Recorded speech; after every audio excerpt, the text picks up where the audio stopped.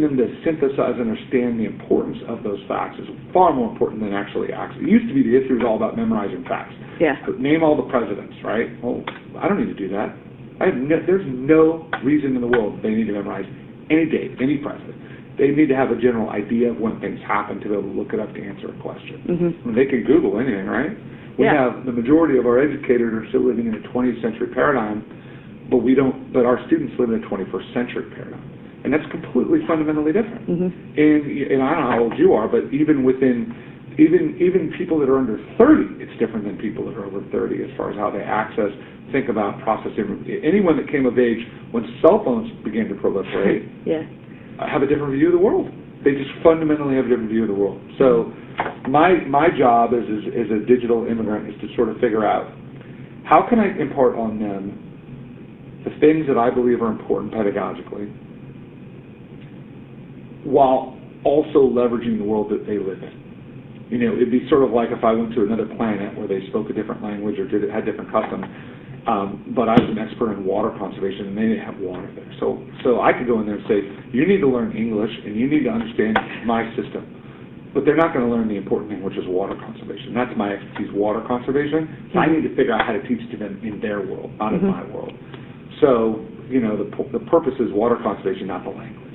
We need to have people that are fluent in the language first, and we don't have that. And until this generation, which is fluent in the language, comes up and says, doesn't mean we can't move that way, but we still have this idea that it's not that people are bad, it's that this has happened so fast.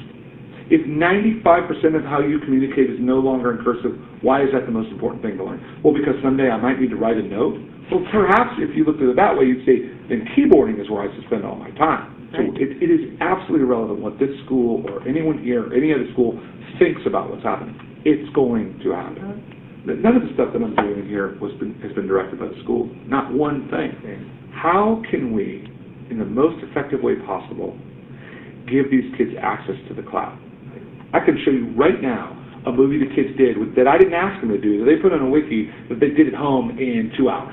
That's fantastic. Awesome, yeah. They don't need to do, they already know how to do 90% of the stuff. What we want to do is we want to say, okay, what tool are you using? Oh, that's awesome. Okay, how are we going to use it now?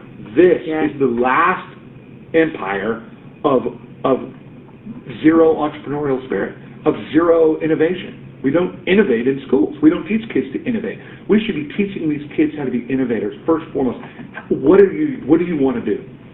We should have a stock class here where we take kids through and we show them how to use the market. There are tools right now I could do just with web-based tools that I could work with kids that are in math to say, let's take a look at how the market works. I have a very philosophical bent on the whole process. It's probably very different than what you hear. Fred and I are very much in the same camp on this. I mean, and I think anybody that's sort of really been involved in sort of looking at education and technology as it really is, as opposed to what we want it to be, probably feels the same way to a degree. You know, I've been pushing for us to get onto some sort of a school-wide platform since I got